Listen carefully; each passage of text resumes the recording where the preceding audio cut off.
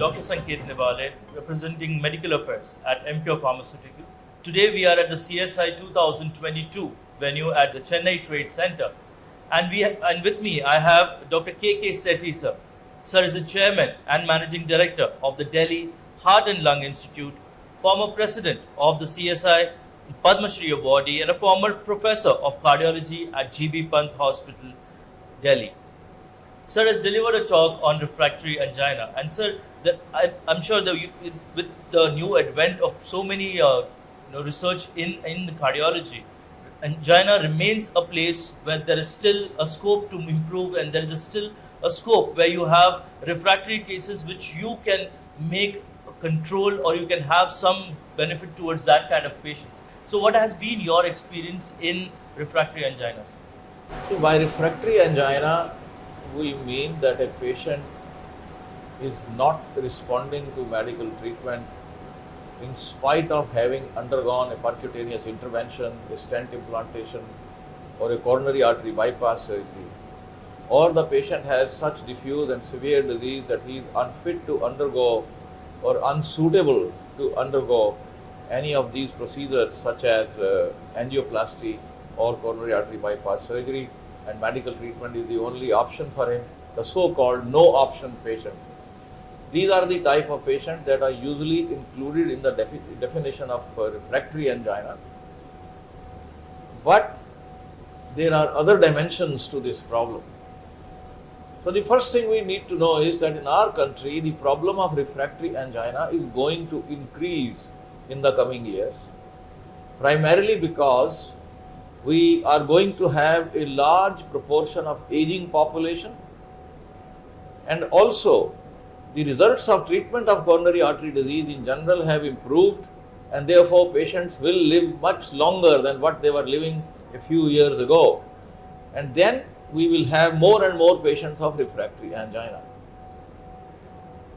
Overall, most of these patients are either Canadian class 3 or 4 symptomatic, which means they really have severe angina, and approximately 7 to 15% of all patients suffering from stable coronary artery disease in different publications available in the literature would fall in this category.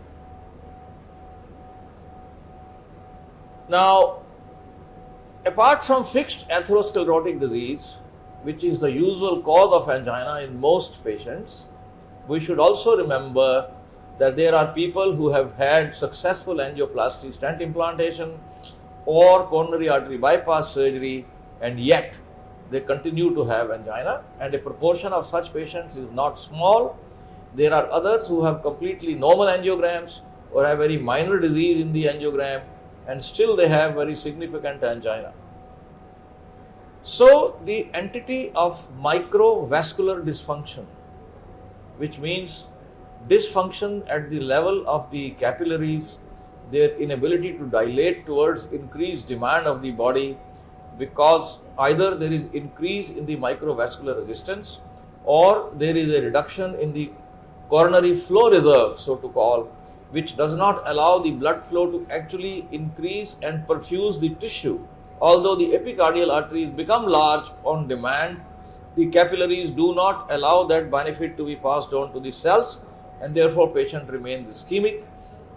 And in many patients, this is not only an associated disorder with atherosclerotic disease in addition, but may be a key driver of these symptoms in such patients. And one should never forget that entity and try to investigate these patients, because the management of angina would entirely depend upon what the pathophysiological mechanism is. And many people have isolated microvascular disease with minor coronary artery obstructions or completely normal coronary angiograms, and there are others who have angina based on coronary artery spasm. So one size of treatment will not fit everybody, and the drugs that are chosen to treat these patients would vary. For example, in normal obstructive coronary artery disease, we like to give them drugs which reduce the myocardial oxygen demand, which reduce the heart rate, and we like to give them drugs which dilate the vessels, which reduce the coronary vascular resistance, such as calcium channel blockers or nitrates, and which affect the hemodynamics of the heart by reducing preload and afterload.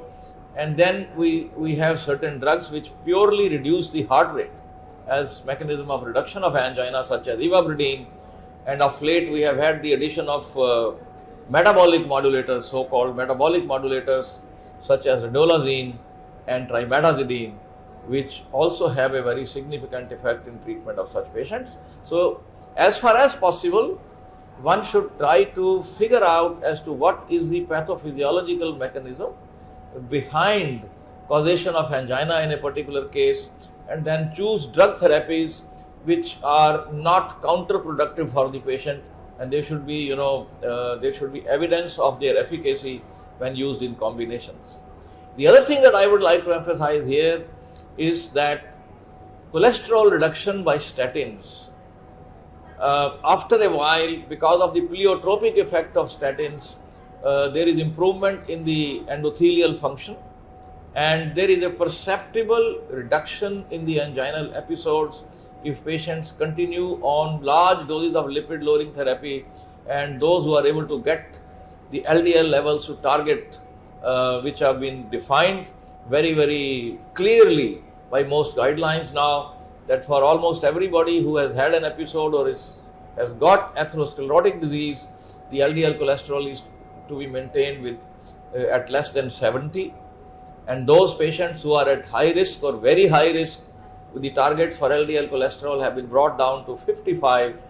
And if the patient gets an acute coronary syndrome or recurrence of symptoms within 2 years of having had a procedure such as angioplasty or stenting or a previous acute coronary syndrome in the form of either unstable angina, non-ST elevation infarction or ST elevation myocardial infarction, then the target for the LDL cholesterol reduction goes down to 30.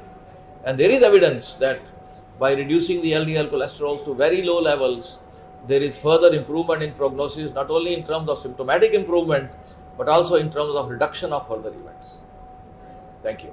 Wonderful, sir. I think your session would be more elaborate. However, the crisp message that you have provided to the delegates who couldn't attend today's session of yours physically, they would have a glimpse of what it would be, and if there are any concerns or questions, they would come back to you for more information. So with that note, I really thank you for being a part of this platform.